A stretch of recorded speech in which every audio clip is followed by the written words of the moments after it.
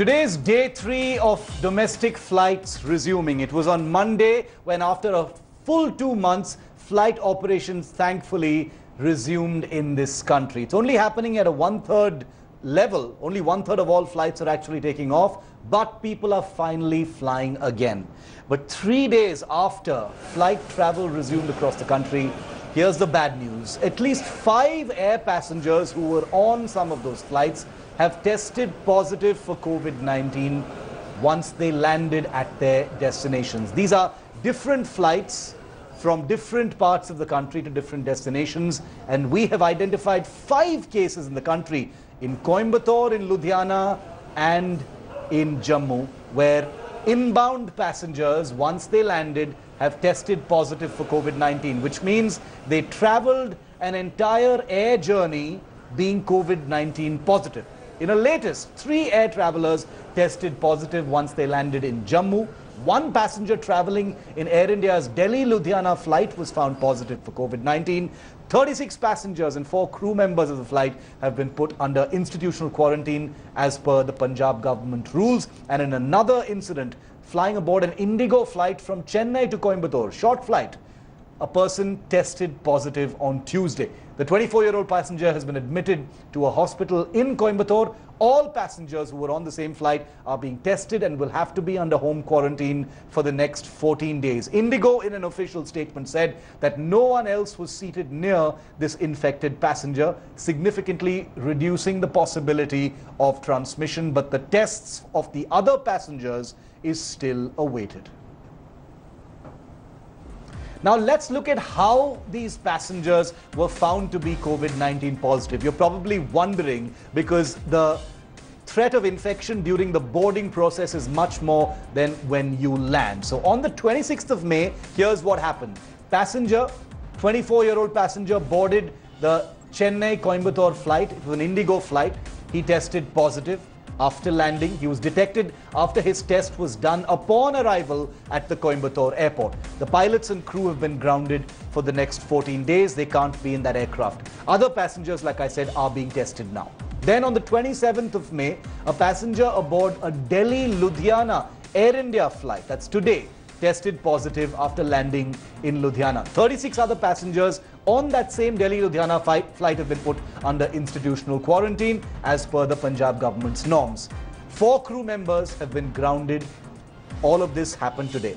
Again, today, May 27th, 3 passengers have tested positive of COVID-19 after landing at Jammu airport. We are still ascertaining where that flight landed from. So 3 passengers landing in Jammu on a flight have COVID-19, 1 landing in Ludhiana has COVID-19, and 1 landing in Coimbatore in Tamil Nadu has COVID-19. Now let's take a look at what the norms are. What are the COVID testing norms that are there at these particular airports through which these particular travelers were found to have COVID-19 after they landed at these airports? And listen carefully, because this is something that may happen to you once you land. Travelers have to give a 14-day quarantine guarantee in some airports. Thermal screening at entry and exit points. Masks are mandatory. All luggage has to be sanitized once you enter the airport. COVID health facilities are available at all airports at this point of time. And let us emphasize once again that experts say that the risk of transmission and the risk of infection during the boarding phase is much higher than during the disembarkation phase at your destination. I want to go straight across now to India Today's Shalini Lobo, who's live with me from Chennai. Remember, that flight carrying that infected 24-year-old traveled from Chennai to Coimbatore, and also Sunilji Bhatt is with me. Before I go to Sunilji, I want to go to Shalini. Shalini, all of the people on that flight have to be tested now. How did it happen? What are your sources in the airport authority telling you about a passenger who traveled from Chennai to Coimbatore and tested positive once he landed there? This throws up a very scary question about the safety of passengers in general and how COVID-19 positive passengers are being able to fly. Well, Shiv, in Coimbatore Airport, every flyer that disembarks at the Coimbatore Airport is tested with an RT-PCR kit. Right. So there was 361 passengers who were there on the 25th of May, and every single one of them had to undergo a swab test at the Coimbatore Airport. That is not the case across the country, but this is what the Coimbatore district officials did. Out of which more than half the results indeed came out yesterday, and this one passenger tested positive. All the others were asked to remain under mandatory quarantine. They tested negative. Now what Coimbatore is doing is that everyone who comes out of the aircraft is tested and they are sent into institutional quarantine.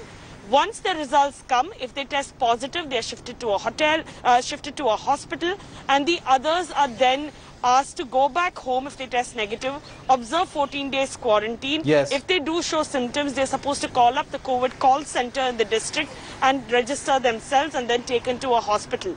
This is the situation in Coimbatore. What we do know is that the airline has been grounded, the staff has been grounded, the aircraft has been thoroughly disinfected as well as per the protocol, and every other passenger has been informed of the positive person and has been asked to get back to the authorities in case they show symptoms. Okay, let me also bring in Sunilji Bhatt, who's in Jammu. Sunil, what is the status of those passengers who've tested positive and the other passengers who were on board that flight that landed in Jammu today? Scary stuff. 3 passengers COVID-19 positive after landing.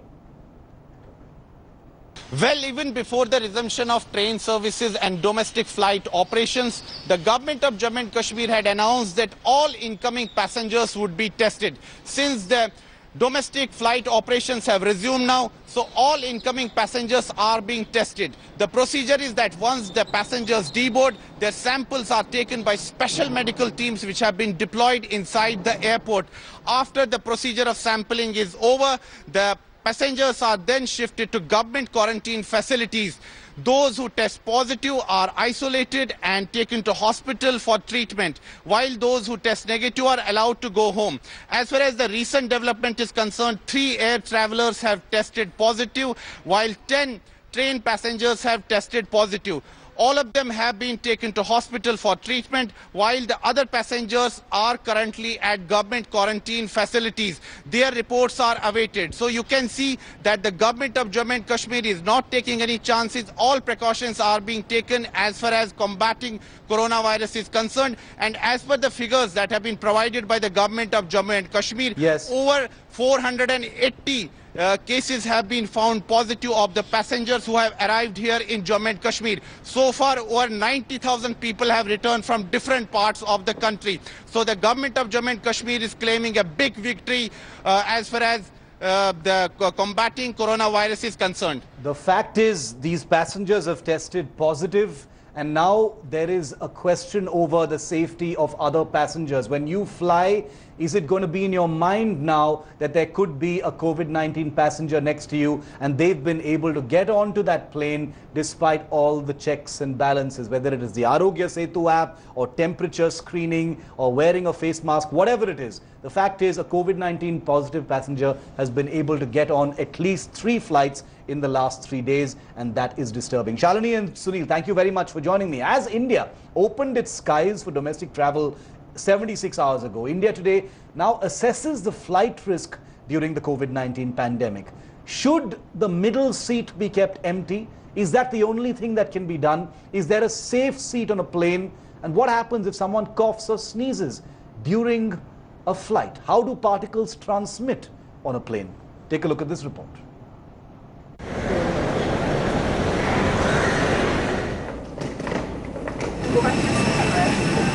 Good morning. Wear your gloves, please. Gloves. With the mask firmly in place, armed with an all-new protocol. Yes, India has taken to the skies once again. Amidst confusion, amidst chaos, and over 80 flights cancellation. The country on Monday resumed domestic flight operations after 2 months of lockdown.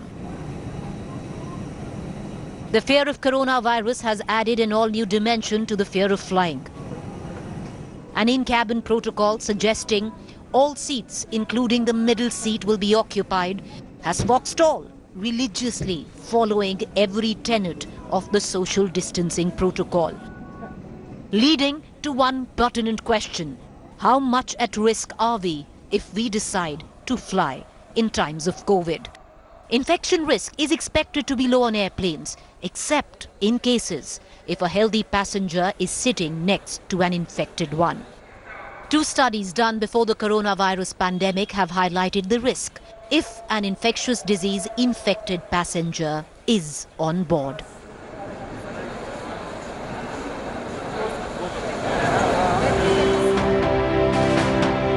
This 2018 study by Emory University and Georgia Tech elucidates through calculation of probabilities how distance reduces the risk of infection. If an infected passenger has occupied seat number 10C in an aircraft, the seats coded red are at 80% to 100% infection risk. Those coded pink face only less than 3% risk, while the crew coded orange faces a risk of infection of 5 to 20%. Purdue University in Indiana created a simulation modeled on a virus like SARS of how virus pathogens travel if an infected person sneezed or coughed on board without wearing a mask. It shows how tiny saliva droplets from one cough or sneeze propel germs and can infect the tent sitting closest to the infected person. However, some germs can reach anyone in the plane. So does the risk change with a window, middle or an aisle seat? Though the main indicator will always be airflow, but the aisle seats are more at risk, window seats less. While a debate still ensues if leaving the middle seat empty helps, while studies indicated limited protection by leaving the middle seat empty, but did admit it provided a big psychological advantage to the traveler. And lastly, if you ever were thinking of flying business class, there is no better time than now, with business class seats definitely allowing a lot more virus protection. People who are in a window seat, don't have people exposed to that or aren't being exposed to other passengers passing back and forth in the aisle. So is it safe yet to jump in a plane? Well, experts suggest that though airplanes have a higher ventilation rate than most office buildings, one would think about the reason for the trip. Is it unavoidable or is it for pleasure? The latter, as per them, can wait while we get a little more used to the new normal flying. Bureau Report, India Today. Dr. Swapnil Parikh, who is at the front lines of the COVID-19 fight. He works at the, among other places, the Kasturba Hospital, which is a dedicated COVID-19 hospital in Mumbai, is with us live. Dr. Parikh, thank you very much for being with us. What are you making of these 5 COVID positive cases that have emerged among passengers who've just landed in domestic flights? Does that surprise you, Dr. Parikh? Hi, Shiv. Thank you for having me on. It's always a pleasure to be on India Today and your show in particular. It doesn't surprise me, Shiv, because we talk about this in my book, The Coronavirus, What You Need to Know About the Global Pandemic. We talk about this. During the pandemic period, we need to assume the infection is everywhere. We need to assume that anyone can be infected, including ourselves. Yeah. So it doesn't surprise me. We're bound to find people who are infected on flights. And, in the book, we also mention, just to follow up to the point you made on the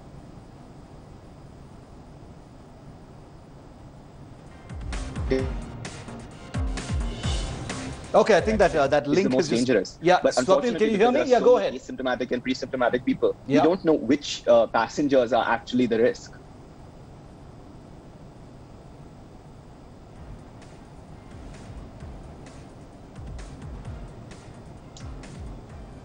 Go ahead, Swapnil. So there are some steps that we can take to stay safe. I mean, as far as possible, avoid traveling if you don't need to. But there are going to be a lot of people who do travel. So what can they do? If you're high risk, don't travel. Yeah. If you're sick, please don't hide it. In addition to keeping your hands clean, wearing a mask, please also bring hand wipes or disinfectant wipes. If you don't have those, you can dip a cloth in bleaching solution, keep them in a Ziploc, disinfect surfaces with it. Keep potential fomites like your passport, ID cards, things like that inside a little Ziploc. Carry extra Ziplocs. You can put it back into the Ziploc after you clean it. Yes. Once you get to your seat, do not get out of your seat. Do not take your mask off. So avoid having to go to the bathroom. Definitely avoid having to go to the bathroom. Don't eat or drink as far as possible. And you did mention that there are states that are testing all passengers who get off the flight. But there are emerging rapid molecular tests like RT-LAMP, antigen, point-of-care antigen tests might be available soon. So maybe we could institute those tests before a passenger gets on the flight.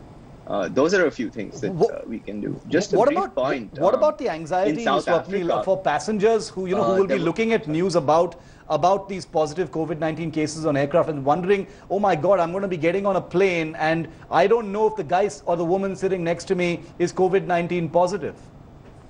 Are there any precautions that other passengers can take? Well, the most important thing is physical distance, right? So even if everyone is wearing a mask, as we've seen in some studies, a mask can cut down the number of droplets released by an infected person, but it's not 100% effective as is. So it's not a replacement for physical distance. That's a really important thing. Just put as much distance between yourself and other people. So if you don't have to fly, don't fly. Some of the things I mentioned, like keeping your hands clean, making sure you don't touch objects that are high touch, disinfecting your own objects like your passport. Yes. And stay put.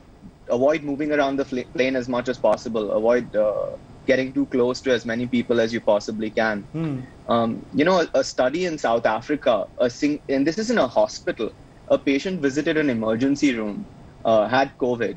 8 weeks later, 39 patients and 80 staff in the hospital got infected, and 15 patients died.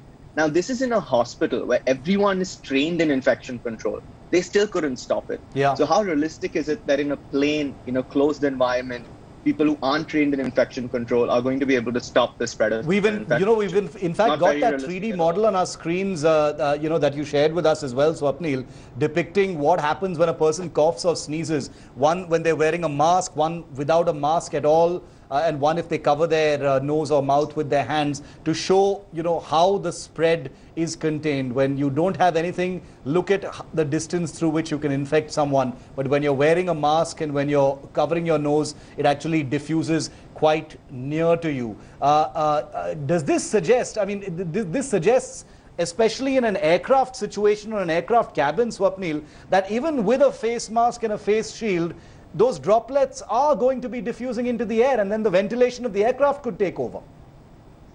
Absolutely. That's key. What you said is key. Even with a mask, even without these devices, there is going to be some amount of exposure. It's not 100%.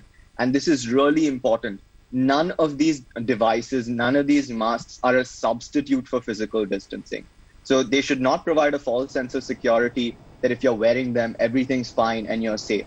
You still need to maintain physical distance. That's the most important thing. Swapnil Parekh, always a pleasure. Sharp, actionable information is what I really appreciate from you. And thank you for giving that to us. And this is hundreds of thousands of people who will be looking to fly, and this will be foremost on their minds. We don't want to alarm our viewers, but I think the basic precautions need to be taken, and that's why I decided to do this segment. Thank you very much, Swapnil. Always a pleasure. Thank you. So how safe is your flight this COVID era? Is it safe to travel? Is it safer to travel to sit in the window seat rather than in the aisle of an aircraft? To answer those queries, India Today's news director Rahul Kanwal spoke to Dr. Ashok Srinivasan, who's a professor of computer science at the University of West Florida. He's been working very closely with research teams that are looking at aircraft COVID-19 dynamics and modeling. Listen. Is it safe to fly if I have a journey that I'm planning and I'm concerned about whether it's safe or not to be in an aircraft? What's your broad message to our viewers who are watching you at this time? Should we be flying or not? Dr. Srinivasan, welcome. I think that it's basically an issue of trade-off versus risk versus reward. So clearly, during an epidemic, there is risk associated with flying. The question is, can you mitigate the risk? And once you mitigate the risk, is it still worth flying, right? So if I were going on a vacation, I would certainly not travel now. But if I had to fly, then I would take certain precautions.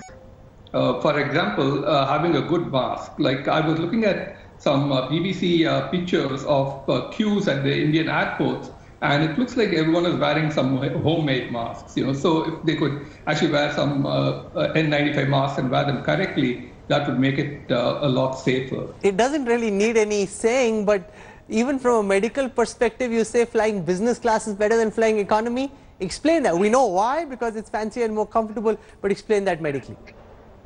Well, basically, there are two issues. So one issue that raises the risk in a business class is that the business class typically gets seated first, and then you have a bunch of people walking past you, so you might have get some infection from them. So it might look like business class may be more exposed. However, it turns out that when people walk past you, they do it very fast. So the exposure time is actually very low. So what is in favor of business class is you don't have too many people crowding around there, because you have fewer people in the business class section. So when you go into board and you store your luggage, you don't really have much crowding where you are waiting for people to clear the way. So that reduction risk due to the latter factor much more than overcomes the risk due to the first factor. Purdue University animation shows that if you're in a flight and God forbid you're anywhere within 3 rows close to a person who's infected, even if he's asymptomatic, then you have an 80% chance of getting infected. Is that correct? Well, actually, one needs to be a little careful about some of the simulation results. So we actually had a workshop at Pensacola involving the Purdue person and the Emory author Lee just before this coronavirus outbreak became such a big news. And each of these simulations is looking at a certain very specific case. For example, the Emory simulation does not look at what is happening in airflow. The Purdue simulation doesn't look at what is happening during the boarding process and so on. So you have certain assumptions, and you have the big question here is how many viral droplets does it take to infect someone, and viral particles rather, and that is not known for COVID. Is there some seat arrangement that makes a difference? Is it safer for me to be on the window seat or the aisle seat, or does it make no difference at all? On the whole, it is safer to be on the window seat rather than in the aisle seat. And there are two aspects to this. One is the aisle seat, you get closer to people who are walking in the aisle. That is one aspect. But there's also an airflow aspect. In many of the planes, the airflow actually takes the viruses from the window towards the aisle. However, there are some exceptions. There are some planes in which the airflow is in the opposite direction, in which case the window could actually be more dangerous. But on the whole, a window would be safer than the aisle seat. And always stay. Hi everyone, Preeti Chaudhary here. Hope you like this video. For latest news and analysis, like and subscribe to the India Today YouTube channel. And don't forget to press the bell icon to stay updated. Thank you for watching.